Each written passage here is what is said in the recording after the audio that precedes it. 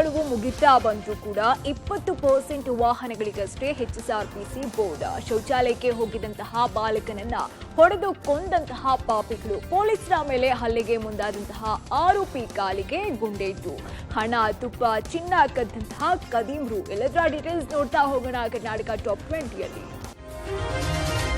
ಬೆಂಗಳೂರು ಮೈಸೂರು ದಶಪಥ ಹೆದ್ದಾರಿಯಲ್ಲಿ ಸಂಚಾರಿ ನಿಯಮ ಉಲ್ಲಂಘನೆ ಕೇಸ್ಗಳು ಹೆಚ್ಚಿವೆ. ಮೇ 1ರಿಂದ ಮೇ 16ರವರೆಗೆ ಅಂದರೆ 16 ದಿನಗಳಲ್ಲಿ ಒಟ್ಟು 12,192 ಕೇಸ್ಗಳು ದಾಖಲಾಗಿವೆ. ಕ್ಯಾಮೆರಾದಲ್ಲಿ ಸೆರೆಯಾಗಿರುವ ದೃಶ್ಯಗಳ ಆಧಾರದ ಮೇಲೆ ಕೇಸ್ ಮಾಡಲಾಗಿದೆ. ಕಾರು ಚಾಲಕ ಸೀಟ್ ಬೆಲ್ಟ್ ಧರಿಸದೇ ಇರುವುದು ಹಾಗೂ ಪಕ್ಕದಲ್ಲಿ ಕುಳಿತುಕೊಂಡಿರುವ ವ್ಯಕ್ತಿ ಸೀಟ್ ಬೆಲ್ಟ್ ಧರಿಸದೇ ಇರುವುದು, ಈ ದೃಶ್ಯ ಆಧರಿಸಿ ಸಂಬಂಧಪಟ್ಟ ವಾಹನದ ಮಾಲೀಕನ ವಿಳಾಸಕ್ಕೆ ನೋಟಿಸ್ ಕಳಿಸಿಕೊಡ್ತಾರೆ. ಸಂಚಾರಿ ಪೊಲೀಸರು ನೋಟಿಸ್ ಮಾಡಿದ 7 ದಿನದಲ್ಲಿ ಸಂಬಂಧಪಟ್ಟ ಸಂಚಾರಿ ಠಾಣೆಗೆ ಹೋಗಿ ದಂಡ ಪಾವತಿಸಬೇಕು. ಇಲ್ಲದೇ ಇದ್ರೆ ಕಾನೂನು ರೀತಿಯಲ್ಲಿ ಕ್ರಮ ಕೈಗೊಳ್ಳಲಾಗುತ್ತೆ. ದಂಡ ಕಟ್ಟದೆ ಮೊಂಡಾಟ ಮಾಡಿಕೊಂಡ್ರೆ 6 ತಿಂಗಳು ಜೈಲು ಅಥವಾ 5,000 ರೂಪಾಯಿ ದಂಡ ವಿಧಿಸುವುದಾಗಿ ನೋಟಿಸ್ನಲ್ಲಿ ಎಚ್ಚರಿಕೆ ನೀಡಲಾಗಿದೆ. ಡಾರ್ಲಿಂಗ್ಸ್, ಕೊನೆಗೂ ನಮ್ಮ ಜೀವನಕ್ಕೆ ಒಂದು ವಿಶೇಷ ವ್ಯಕ್ತಿಯ ಆಗಮನ ಆಗಿದೆ. ಕಾಯ್ರಿ ಹೀಗಂದಿದ್ದು ಬೇರೆ ಯಾರು ಅಲ್ಲ, ಟಾಲಿವುಡ್ನ ರೆಬಲ್ ಸ್ಟಾರ್ ಪ್ರಭಾಸ್. ಇನ್ಸ್ಟಾಗ್ರಾಮ್ ಸ್ಟೋರಿಯಲ್ಲಿ ಹೀಗಂತ ಸ್ಟೇಟಸ್ ಹಾಕಿರುವ ಪ್ರಭಾಸ್ ಮದುವೆಯ ಸುಳಿವು ಕೊಡ್ತಾ ಇದ್ದಾರಾ. ಪ್ರಭಾಸ್ ಮದುವೆ ಫಿಕ್ಸ್ ಆಗಿದೆಯಾ, ಶೀಘ್ರದಲ್ಲೇ ಘೋಷಣೆ ಮಾಡ್ತಾರಾ? ಮದುವೆ ಆಗ್ತಾ ಇರುವ ಹುಡುಗಿ ಯಾರು? 44 ವರ್ಷದ ಪ್ರಭಾಸ್ಗೆ ಅನೇಕ ವರ್ಷಗಳಿಂದ ಮದುವೆ ಪ್ರಶ್ನೆ ಕೇಳಿ ಬರ್ತಾ ಇತ್ತು. ಹೀಗಾಗಿ ಮದುವೆ ಫಿಕ್ಸ್ ಆಗಿರುವ ಖುಷಿಯಲ್ಲಿ ಪ್ರಭಾಸ್ ಅಭಿಮಾನಿಗಳಿಗೆ ಸಣ್ಣದೊಂದು ಸುಳಿವು ಈ ಮೂಲಕ ನೀಡಿದ್ದಾರೆ ಎಂಬ ಚರ್ಚೆ ಟಾಲಿವುಡ್ನಲ್ಲಿ ಆಗ್ತಾ ಇದೆ. ಬೆಂಗಳೂರಿನ ಚಿನ್ನಸ್ವಾಮಿ ಸ್ಟೇಡಿಯಂನ ಕ್ಯಾಂಟೀನ್ ಊಟವನ್ನು ಗುಣಮಟ್ಟ ಪರೀಕ್ಷೆಗೆ ಒಳಪಡಿಸೋಕೆ ಆಹಾರ ಮತ್ತು ಸುರಕ್ಷತಾ ಇಲಾಖೆ ಮುಂದಾಗಿದೆ. ಕ್ಯಾಂಟೀನ್ನಲ್ಲಿ ಊಟ ಸೇವಿಸಿದ ವ್ಯಕ್ತಿಯೊಬ್ಬರು ಅಸ್ವಸ್ಥಗೊಂಡಿದ್ದ ಬಗ್ಗೆ ವರದಿಯಾಗಿತ್ತು. ನಾಳೆ ಆರ್ಸಿಬಿ ಹಾಗೂ ಸಿಎಸ್ಕೆ ಪಂದ್ಯ ಇರುವ ಹಿನ್ನೆಲೆಯಲ್ಲಿ ರ್ಯಾಂಡಮ್ ಫುಡ್ ಟೆಸ್ಟ್ಗೆ ಮುಂದಾಗಿದೆ. ಹಾಗೂ ಚಿನ್ನಸ್ವಾಮಿ ಸ್ಟೇಡಿಯಂನ ಕ್ಯಾಂಟೀನ್ಗಳಿಗೆ ಕಠಿಣ ನಿಯಮಗಳನ್ನು ಜಾರಿಗೊಳಿಸಲಾಗಿದೆ. ಚಿನ್ನಸ್ವಾಮಿ ಸ್ಟೇಡಿಯಂನಲ್ಲಿ ಒಂದು ಕ್ಯಾಂಟೀನ್ ಇದ್ದು 15 ಕಡೆ ಊಟ ವಿತರಣೆ ಮಾಡ್ತಾರೆ. ನಾಳೆ ಸಿದ್ಧವಾದ ವೆಜ್, ನಾನ್ ವೆಜ್ ಎಲ್ಲ ಐಟಂಗಳನ್ನು ಫುಡ್ ಟೆಸ್ಟ್ಗೆ ಒಳಪಡಿಸಬೇಕು. ಪರೀಕ್ಷೆಯಲ್ಲಿ ನೆಗೆಟಿವ್ ರಿಪೋರ್ಟ್ ಬರಬೇಕು. ಆ ಬಳಿಕವಷ್ಟೇ ಗ್ರಾಹಕರಿಗೆ ಫುಡ್ ವಿತರಣೆ ಮಾಡಬೇಕು. ನೆಗೆಟಿವ್ ರಿಪೋರ್ಟ್ ಬಾರದೆ ಇದ್ರೆ ಕ್ಯಾಂಟೀನ್ ಕ್ಲೋಸ್ ಮಾಡಿಸಿ ಕಾನೂನು ಕ್ರಮ ಕೈಗೊಳ್ಳೋಕೆ ನಿರ್ಧರಿಸಲಾಗಿದೆ. ಈ ಬಾರಿ ಬೆಂಗಳೂರು ಭಾರಿ ಜಲಕ್ಷಾಮ ಎದುರಿಸಿದ ಬಳಿಕ ಜಲಮಂಡಳಿ ಎಚ್ಚೆತ್ತುಕೊಂಡಂತಿದೆ. ನಗರದಲ್ಲಿ ಅಂತರ್ಜಲ ಮಟ್ಟ ಹೆಚ್ಚಿಸುವ ನಿಟ್ಟಿನಲ್ಲಿ ಸರ್ಕಾರಿ ಜಾಗದಲ್ಲಿ ಇಂಗು ಗುಂಡಿ ನಿರ್ಮಾಣದ ಮೂಲಕ ಮಳೆ ನೀರು ಕೊಯ್ಲು ಮಾಡೋಕೆ ಮುಂದಾಗಿದೆ. ನಗರದ ದೇವಾಲಯ, ಶಾಲೆ, ಆಸ್ಪತ್ರೆ ಸೇರಿದಂತೆ ಸಾರ್ವಜನಿಕ ಸ್ಥಳಗಳಲ್ಲಿ ಮಳೆ ನೀರು ಕೊಯ್ಲು ಬಗ್ಗೆ ಜಾಗೃತಿ ಮೂಡಿಸೋಕೆ ಮುಂದಾಗಿದೆ. ಈಗಾಗಲೇ ನಗರದ ಹಲವು ಕಡೆ 1,000 ಇಂಗು ಗುಂಡಿ ನಿರ್ಮಾಣ ಮಾಡಿರುವ ಜಲಮಂಡಳಿ ಮುಂದಿನ 1 ತಿಂಗಳಲ್ಲಿ ಇನ್ನೂ 1,000 ಇಂಗು ಗುಂಡಿಗಳನ್ನು ನಿರ್ಮಾಣ ಮಾಡೋಕೆ ಪ್ಲಾನ್ ಮಾಡಿದೆ. ಸದ್ಯ ಈಗಾಗಲೇ ಉತ್ತಮ ಮುಂಗಾರಿನ ಮುನ್ಸೂಚನೆ ಸಿಕ್ಕಿದ್ದು, ಇದೇ ಜೂನ್ ಮಧ್ಯವಾರದ ಒಳಗಾಗಿ ಇಂಗು ಗುಂಡಿಗಳ ನಿರ್ಮಾಣ ಆದರೆ ಮುಂಗಾರು ಮಳೆಯ ನೀರಿನ ಶೇಖರಣೆ ಜೊತೆಗೆ ಭೂಮಿಗೆ ಕೂಡ ನೀರು ಇಂಗೋಕೆ ಸಹಕಾರಿಯಾಗಲಿದೆ. ಇದೇ ಕಾರಣಕ್ಕೆ ಸದ್ಯ ಮುಂದಿನ 1 ತಿಂಗಳ ಒಳಗಾಗಿ 1,000 ಇಂಗು ಗುಂಡಿಗಳ ನಿರ್ಮಾಣಕ್ಕಾಗಿ ಜಲಮಂಡಳಿ ತಯಾರಿ ನಡೆಸಿದೆ. ಈಗ ಮಳೆ ಬೇರೆ ಬಂದಿದೆ. ಸೊ ಮಳೆಯಿಂದ ಸ್ವಲ್ಪ ಜನರಿಗೆ ನೀರಿನ ಬೇಡಿಕೆ ಸ್ವಲ್ಪ ಕಡಿಮೆ ಆಗಿದೆ.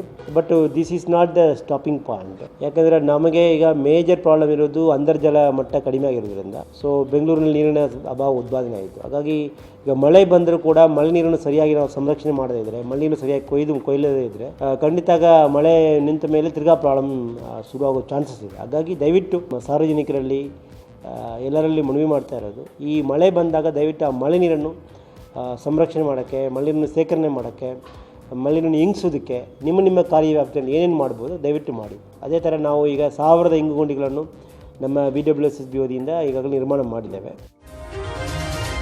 2 ಬಾರಿ ಗಡುವು ವಿಸ್ತರಿಸಿದ್ರೂ ವಾಹನಗಳ ಮಾಲೀಕರು ಮಾತ್ರ HSRP ನೋಂದಣಿಗೆ ಆಸಕ್ತಿ ತೋರ್ತಾ ಇಲ್ಲ. 3ನೇ ಗಡುವು ಮುಗಿತಾ ಬಂದಿದ್ರೂ 20% ವಾಹನಗಳು ಮಾತ್ರ HSRP ಅಳವಡಿಸಿಕೊಂಡಿದೆ. ರಾಜ್ಯದಲ್ಲಿ ಒಟ್ಟು 2 ಕೋಟಿ ವಾಹನ ಇದ್ದು ಕೇವಲ 36 ಲಕ್ಷ ವಾಹನಗಳಿಗೆ ಮಾತ್ರ ಹೊಸ ಬೋರ್ಡ್ ಅಳವಡಿಕೆಯಾಗಿದೆ. 1.64 ಕೋಟಿ ವಾಹನಗಳಿಗೆ ಇನ್ನೂ ಹೊಸ ಬೋರ್ಡ್ ಅಳವಡಿಕೆಯಾಗಿಲ್ಲ.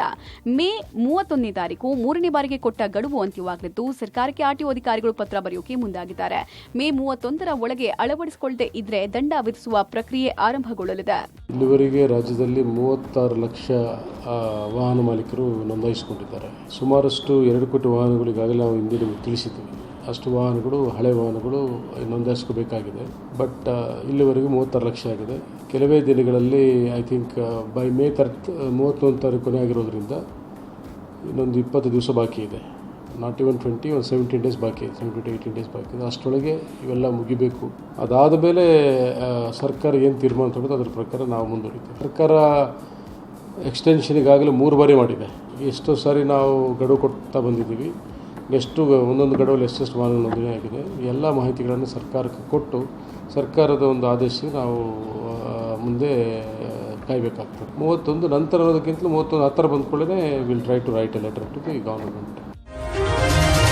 ರೌಡಿ ಶೀಟರ್ ಬಂಧನಕ್ಕೆ ತೆರಳಿದ ವೇಳೆ ಹಲ್ಲೆಗೆ ಯತ್ನಿಸಿದ ಆರೋಪಿ ಕಾಲಿಗೆ ಪೊಲೀಸರು ಗುಂಡು ಹೊಡೆದು ಬಂಧಿಸಿದ್ದಾರೆ. ಮೇ 11ರಂದು ದೊಡ್ಡಬಳ್ಳಾಪುರದಲ್ಲಿ ನಡೆದಿದ್ದ ಹೇಮಂತ್ ಗೌಡ ಕೊಲೆ ಪ್ರಕರಣ ಸಂಬಂಧ ಈಗಾಗಲೇ ಮೊದಲನೇ ಆರೋಪಿ ಬಂಧನವಾಗಿದೆ. ಇಂದು ಬೆಳಿಗ್ಗೆ ಖಚಿತ ಮಾಹಿತಿಯ ಮೇರೆಗೆ ಎರಡನೇ ಆರೋಪಿ ಶ್ರೀನಿವಾಸ್ ಬಂಧನಕ್ಕೆ ಪೊಲೀಸರು ತೆರಳಿದ್ರು. ಈ ವೇಳೆ ಪೊಲೀಸ್ ಪೇದೆ ಚಂದ್ರು ಎಂಬುವರ ಮೇಲೆ ಕಲ್ಲು ಮತ್ತು ಚಾಕುವಿನಿಂದ ಹಲ್ಲೆ ಮಾಡಲು ಮುಂದಾಗಿದ್ದಾನೆ. ಆತ್ಮರಕ್ಷಣೆಗಾಗಿ ಇನ್ಸ್ಪೆಕ್ಟರ್ ಸಾದಿಕ್ ಪಾಷಾ ಆರೋಪಿ ಶ್ರೀನಿವಾಸ್ ಅಲಿಯಾಸ್ ಮಿಟ್ಟೆ ಕಾಲಿಗೆ ಗುಂಡು ಹೊಡೆದು ಬಂಧನ ಮಾಡಿದ್ದಾರೆ. ಸದ್ಯ ಗಾಯಗೊಂಡಿರುವ ಪೊಲೀಸ್ ಪೇದೆ ಚಂದ್ರು ಹಾಗೂ ಆರೋಪಿ ಶ್ರೀನಿವಾಸ್ಗೆ ದೊಡ್ಡಬಳ್ಳಾಪುರ ನಗರದ ಖಾಸಗಿ ಆಸ್ಪತ್ರೆಯಲ್ಲಿ ಚಿಕಿತ್ಸೆ ನೀಡಲಾಗ್ತಾ ಇದೆ. ಇವತ್ತು ಬೆಳಗ್ಗೆ 6:45 ಸುಮಾರದಲ್ಲಿ ಅವನ ಅರೆಸ್ಟ್ ಮಾಡಲಿಕ್ಕೆ ಹೋದ ಒಂದು ಸಂದರ್ಭದಲ್ಲಿ ನಮ್ಮ ಒಬ್ಬ ಹೆಡ್ ಕಾನ್ಸ್ಟೇಬಲ್ ಚಂದ್ರಶೇಖರನ್ ಅವರಿಗೆ ಆತ ಏಕಾಏಕಿ ತನ್ನ ಹತ್ತಿರ ಇದ್ದ ಒಂದು ಚಾಕುವಿನಿಂದ ಆತನನ್ನ ಕೊಲ್ಲಲಿಕ್ಕೆ ಒಂದು ಪ್ರಯತ್ನವನ್ನ ಮಾಡ್ತಾ ಇರುವಾಗ ಒಂದು ಏರ್ ಫೈರಿಂಗ್ ಮಾಡಿ ಆತನಿಗೆ ಎಚ್ಚರಿಕೆ ನೀಡಿದರೂ ಸಹಿತ ಆತ ಗಾಯಗೊಳಿಸುವ ಒಂದು ಯತ್ನದಲ್ಲಿದ್ದಾಗ ಆತನಿಗೆ ಕಾಲಿಗೆ ಗುಂಡನ್ನು ಹಾರಿಸುವ ಮೂಲಕ ಆತನನ್ನ ಸೆಕ್ಯೂರ್ ಮಾಡಿಕೊಳ್ಳಲು ಯಶಸ್ವಿಯಾಗಿದ್ದಾರೆ.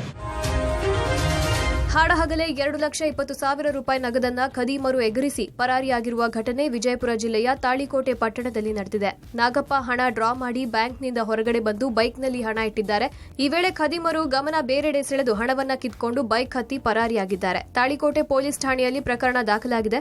ಅತ ಕಲಬುರಗಿ ಪೊಲೀಸ್ ಕಮಿಷನರ್ ಕಚೇರಿಯಲ್ಲಿ ನಿಲ್ಲಿಸಿದ್ದ ಬಸ್ ಕಳ್ಳತನಕ್ಕೆ ಯತ್ನಿಸಿದ ಆರೋಪಿಯನ್ನ ಪೊಲೀಸರು ಬಂಧಿಸಿದ್ದಾರೆ. ಇನ್ನು ಪೇಡ ಖರೀದಿ ನೆಪದಲ್ಲಿ ತುಪ್ಪ ಕದ್ದೊಯ್ದಿರುವ ಘಟನೆ ಕೆಂಗೇರಿ ಕೊಮ್ಮಘಟ್ಟ ನಂದಿನಿ ಪಾರ್ಲರ್ನಲ್ಲಿ ನಡೆದಿದೆ. ಗ್ರಾಹಕನ ಸೋಗಿನಲ್ಲಿ 15 ಕೆಜಿ ತುಪ್ಪವನ್ನ ಬ್ಯಾಗಿಗೆ ಹಾಕೊಂಡು ಚಾಲಾಕಿ ಕಳ್ಳ ಎಸ್ಕೇಪ್ ಆಗಿದ್ದಾನೆ.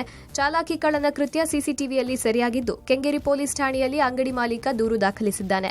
ಆತ ಮಸೀದಿಯಲ್ಲಿದ್ದ ಹುಂಡಿ ಮೇಲೆ ಸೈಜ್ ಕಲ್ಲು ಎತ್ತಾಕಿ ಹಣ ದೋಚಲು ಕಳ್ಳನೋರ್ವ ಯತ್ನಿಸಿದ್ದಾನೆ. ಹಾಸನ ನಗರದ ಶರೀಫ್ ಕಾಲೋನಿಯಲ್ಲಿರುವ ಖೂಬಾ ಮಸೀದಿಯಲ್ಲಿ ಘಟನೆ ನಡೆದಿದೆ. ಕಲ್ಲು ಎತ್ತಾಕುವ ಶಬ್ದಕ್ಕೆ ಮಸೀದಿಯಲ್ಲಿದ್ದ ಮಲಗಿದ್ದ ಗುರುಗಳು ಓಡ್ ಬಂದಿದ್ದಾರೆ. ಕೂಡಲೇ ರಾಡ್ನಿಂದ ಗುರುಗಳ ಮೇಲೆ ಹಲ್ಲೆಗೆ ಮುಂದಾಗಿದ್ದಾನೆ. ಬಳಿಕ ಮಸೀದಿಯ ಕಾಂಪೌಂಡ್ ಹಾರಿ ಕಳ್ಳ ಎಸ್ಕೇಪ್ ಆಗಿದ್ದಾನೆ.